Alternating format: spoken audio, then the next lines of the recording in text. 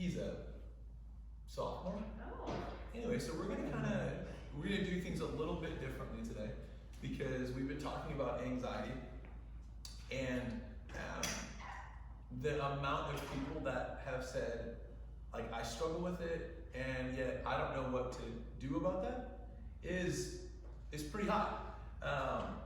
And so we've broken it down, and the thing that we're going to talk about today really is more like, how do I deal with anxiety and the thoughts that I have? If that makes any sense. So one of the things that we absolutely love at Cedar Crest is to be part of life groups. Life groups is where we discuss what's going on in our world and what we're dealing with, as opposed to just processing things alone. And so we kind of thought, hey, why not do like a life group conversation so that one, we can begin to process this, but two, those that are watching can get an idea for what it could look like and kind of step into our conversations. Sound good? Yeah. Cool. So you guys are all masked because, well, it's COVID.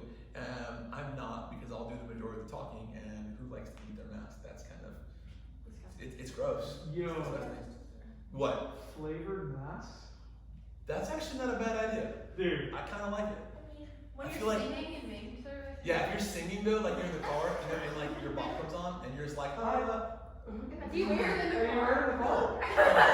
But I do see people that do it. It makes me That's very funny. What are you trying to avoid Very in funny. your car? Are you trying to avoid if you're trying, okay, hold up. Let's just ponder that for a second. If you're trying to avoid yourself, then breathing into a mask is going to do the What's worst. the thing beneath the thing? So, Alexis has a great question. So here's what we're going to do. Hold up. It's fine. We're gonna do. So does anyone have their phone on them? I do. I need you to look up a verse for me. The verse we're going to look up is Proverbs 23:7. And then I need someone else to find 2 Corinthians 10:4 and 5. And Proverbs 18:17. And that's it. So we got those three. Someone got it? I got Who's it. got Proverbs 23:7? Beautiful. Nice. Who's got it? No, let me get it. Who has it? Who has One, Proverbs five, 23:7? Proverbs 23:7. Someone. I got it. Anyone. Proverbs 23:7. Right. For he is the kind of person who is always thinking about the cost. Eat and drink, he says to you, but his heart is not with you. You will vomit up the little you have eaten, and you will have wasted your confidence. I must have picked the wrong verse because we have to do it before. You said Proverbs 23:7. Yeah. Okay. That's So the right. verse that I was actually it goes something like this. I'm not saying She's you're not wrong. wrong. I can show you when you're right, and I've said 3 times that I was wrong. It's okay. But we all have it. So let me just say it now really clearly. The verse that I was looking for is not that one. So you know what? I don't have my phone, so I can even look. But anyway, the verse I meant to say is actually, as a man thinks, so he is. Very different than what you read. So different. Anyway, that's awkward. That happens. So hearing that verse, as a man thinks or as a person thinks, so is he or so is she. What does that make you think of? Or what comes to mind when you hear that? It's like when you say things about yourself, like even if it's not true, your brain actually believes it. Okay. So what you say about yourself, say it enough times, and you're gonna think it's true. Okay. Would anybody disagree with that? Maybe a better follow-up question is this: how does that play out in the life of a high schooler? I think telling yourself you're not good enough all the time. Okay. It's like you start to believe it's true. You're like, oh, I'm not good enough. I'm not good enough. I can't do this, Uh-huh. And then it's like eventually you can't do it. It's like self-fulfilling prophecy. Like Wow, right. kind of like self-deprecating humor. That's like currency in high school, isn't it? Yes. Yeah. It's almost like someone makes a self-deprecating comment, and the person next to him like, no, hold on, I got you. Let me go a little bit deeper. And all of a sudden, everyone's crying. And they're like, why are we crying? I don't know that I'm self-deprecating.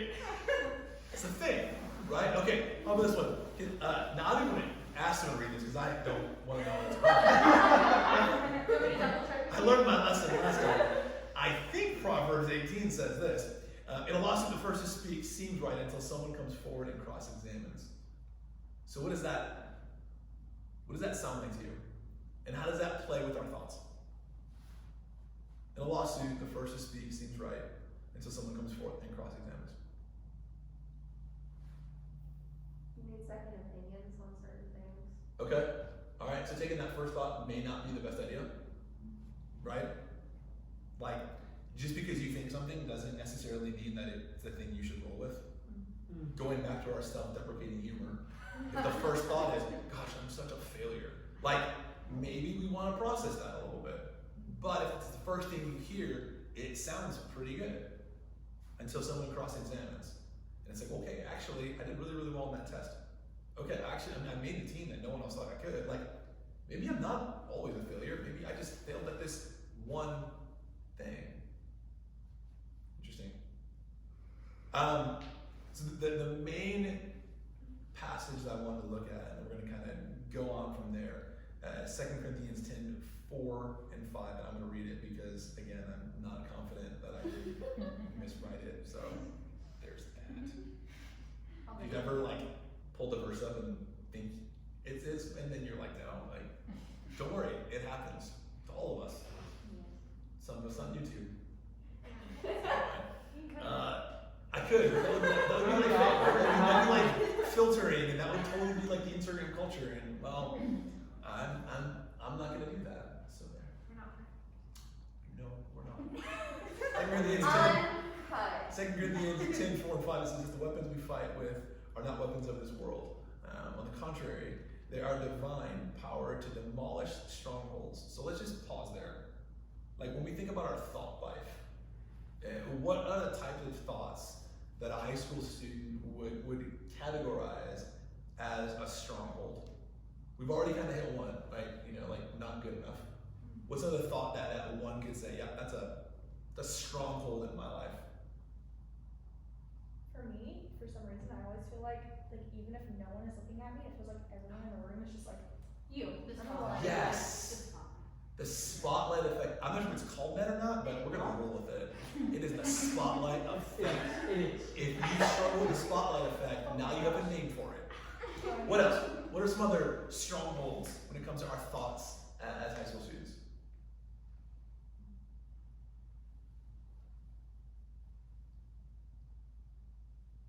What about when it comes to like relationships? Everyone's in a relationship, so if I'm not, that must mean that I'm not good enough, or I'm not desirable, or I'm not attractive enough, or I'm not cool enough, or I'm not smart enough, or I'm not. All strongholds. But this verse goes on to say, we demolish arguments and every pretension that sets itself up against the knowledge of God, and we take captive every thought to make it obedient to Christ. That's a lot. Have you ever pondered the idea of trying to take a thought captive? And has it ever gone the other direction where you're like, nope, it took me captive. It was just all consuming. It was all I could think about. It just flooded my thoughts. Why do you think that is? Why do you think that we give such power to our thoughts and allow it to rule over us versus what this passage says, taking our thoughts captive? Corey, what do you think, man? I think it kind of has to do with like worldly expectations and opinions. Oh, you're like reading what I wrote. That's good, man. We'll get there in a second. Oh, I'm just gonna hand you this and take off. Just kidding. I'm trained. Just kidding. But no, I think that It was a Rocket League reference, but we're gonna go with it. Well, Coy's in training regularly. That's why he's so good. that's fair. Anyway, But no, I think that we give too much power to other people, like when it comes to ourselves. I mean, what's this snapping thing about? thank you. No. Thank you. Okay, first of all, as a like guy, I can't admit to watching that show. No, Even if I did look into watching it, I And definitely there's don't remember. multiple. So there's that. Anyway, let's go there. Let's talk about expectations and opinions. How often do we mix the two? I mean, I would say pretty often, because if you don't meet the expectation, then the opinion's there. Like, Okay. or if you exceed the opinion, like there's always the opinion. Okay. Where do we mix the two? College prep. stuff. College prep. Okay. College prep. Apparently, Coy doesn't agree with that. Okay, so let's run that. A couple years ago, I was talking to some middle school students, and I had asked them what their biggest stressor was, and they said their college application. Middle school? They're Yeah. babies. Yeah. I wouldn't doubt it. I wouldn't doubt it. He's really smart. Yeah. Actually, these guys were really smart. Like they were like Ivy League, like they were going that way. But we started talking, and so I want to toss this out, and I want to see what you guys think about it. So they were able to articulate, because again, stupid smart. Yeah, that doesn't work, but we'll go with it. It's nice. That was the position. Anyway, how the expectation was college, but the opinion was a certain school, and it was like no one even overtly said go to Harvard or go to Georgia or go to whatever, but it's like I mixed the expectation of mom and dad saying go to college with I need to go to the school that they went to, and what if I don't want to go there, or what if I can't get in, or what if I don't want to get in? So what are some other environments where we mix expectation with opinion, causing that like tension on the inside? I feel like just like in everyday life, because no one really has a certain expectation you have to meet, but you still you feel like you have to please everyone, or like Sure. like everyone's opinion matters. Even though it doesn't really. Like Yeah. in your head, it's like So give me an example, maybe not from you, like make it up. like clothing. Oh, Like maybe you want to dress a certain way, but people around you don't dress like that, so you feel like if you were to wear that, people would be like, you look dumb. Like that doesn't look right. I'm being Right. serious though. no, I'm not smirking because I think you're. No, that's the sole reason why I wear all black. Because I used to stand in my closet for 30 minutes. Like, not kidding. And it was like, if I wear this, what does this group expect? What does this group expect? What does this group expect? When the reality is like, oh, they're gonna tell me, I prefer this over this. And so I just said, forget it. I'm just gonna wear black all the time because it takes all the guesswork out. Like that shirt always matches with those pants. You're good. Like, I can mix the shoes in with some color, a couple, socks. We're great. But like, black on black works. So, what else? What are some other areas where we confuse expectation with opinion? Talents. Okay. Your talents are like trying to impress everybody all the time instead of like having your own like self-expectations. Okay. It's like you care about everybody else's opinion way too much, and you're like, ooh, well let me fix this, about myself. Or like let me fix this about myself. Let Sure. me do this so I can, Yeah. Or what if you come from a musically inclined family? And like, you think the expectation is I need to be able to sing and play the piano and play, but really those are just opinions. Or I need to be a straight A student. No, maybe the expectation is do the best you can. But the opinion is, well, they must assume that I need to get straight A's. The expectation is play the sport. No, it's actually an opinion, but mom and dad like it, and so I think I have to, regardless. And so that begins to build up this tension, right? So I want to toss out an idea, and I push back, please. But I think some of that tension actually comes when we confuse the important with the urgent. And it all stems from setting our priorities. And maybe you've heard it before, like the tyranny of the urgent. Like the urgent things get done, and the important things get potentially put on the back burner. So what would we if we had to come and collectively create a definition for urgent, what would we say?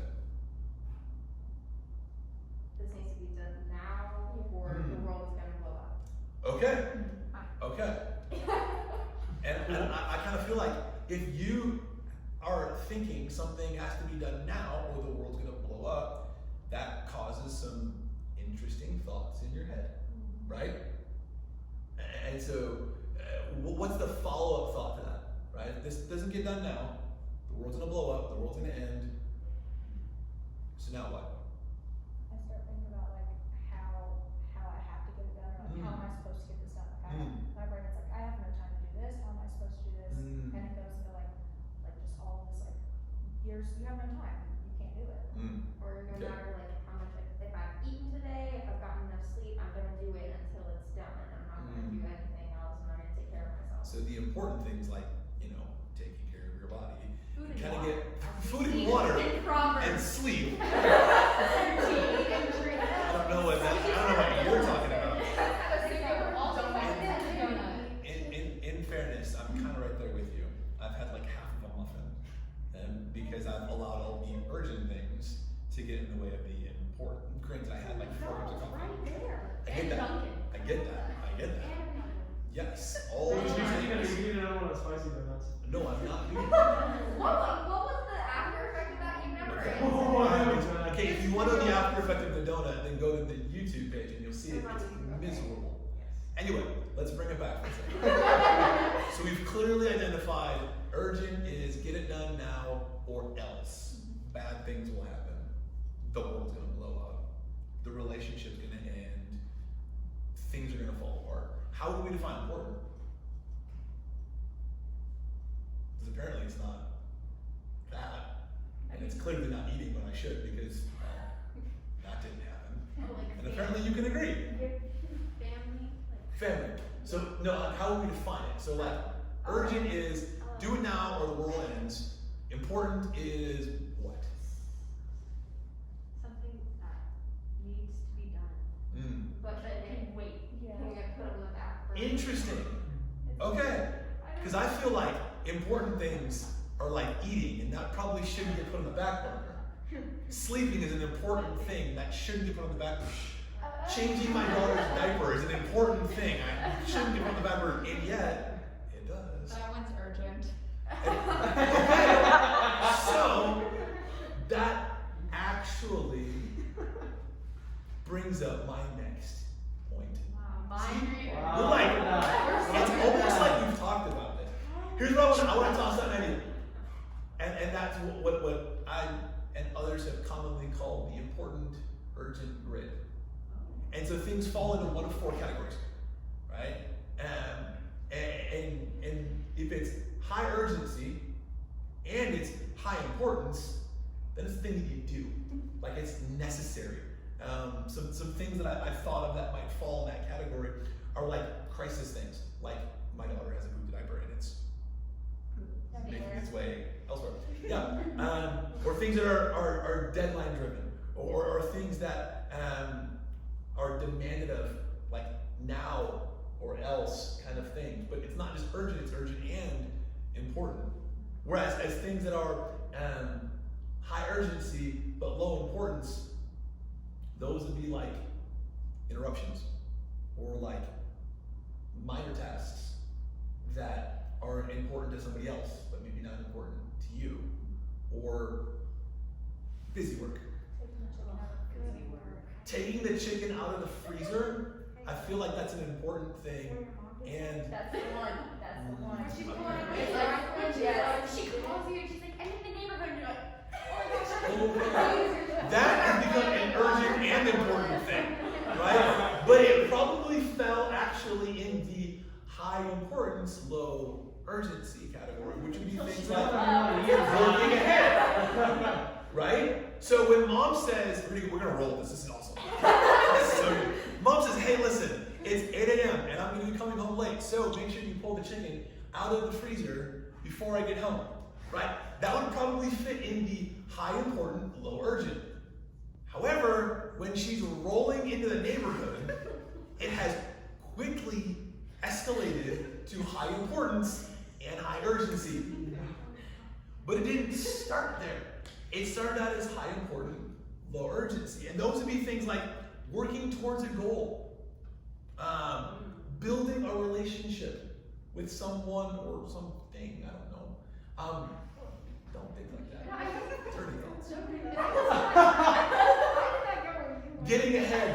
Like maybe, I don't know where you think I went, but I didn't go anywhere. Like I'm literally sitting right here. Kennedy and I have huskies. Those are things you go to. That's what I was thinking of. Okay, cool. Dogs. Gotcha. Dogs, but Anyway, huskies have moving on. I don't really get where you're going. personalities. You have a fish? Okay, there you go. Build your fish. It's a great idea. No. Now here's the thing that I think we oftentimes get hung up on. And that'd be the things that are low importance and low urgency. And we just let those things kind of like ruminate around, kind of linger. And those things, I would suggest we just get rid of. Now, bear with me, because what I'm about to say is going to sound slightly like Justin. Come on, that's unrealistic. But things like social media, not important and not really urgent, and yet we spend 4 hours at a time just scrolling and scrolling and scrolling. Oh, 7-second video. Let me go to And that. scrolling. Yeah, 75 7-second videos are not 7 seconds. That's how an hour just like magically disappears. It's a black hole, it's a vortex. But my point is, when we focus on the low important, low urgent things, the things that were high importance, high urgent get pushed to the back burner, and all of a sudden now, taking the chicken out of the oven, which would have been something that was a no-brainer for the free. I was like, what else are you gonna say? What are you gonna say? What did I say? You said oven. Which is also I like it Both of them are important too. things. You to either do. don't eat or You burn the house down. But it quickly escalates to high important, high urgent, because we didn't prioritize it. And I wonder if we were actually able to like look at things and really use a grid like the important, urgent, would that calm the thoughts in our mind? To an extent. I mean, there are going to be some of those random thoughts where you're like, how'd that get there? I did not allow you in, and yet you're there. But when we start to think, oh no, the world's gonna end if I don't do this. Okay, what if we were able to prioritize it and maybe start it earlier instead of allowing it to get to, you know, oh no, mom's in the driveway and chicken's still in the freezer.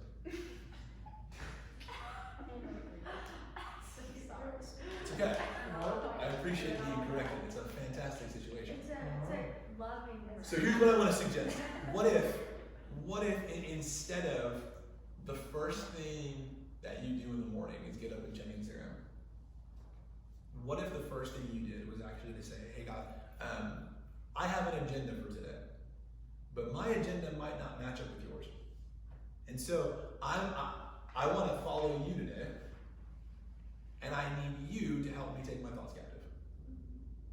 So God, here's all the things that I want to get done today. What of these things fall in the urgent and important? What of these things fall in the important? And what of these things fall in the not so urgent, not so important? And where can I say, hey, I'm going to do this? And then allow space in the day to actually enjoy what you're doing. I think if we try that, we may end up actually finding some freedom from some of those anxious thoughts. So, sound good?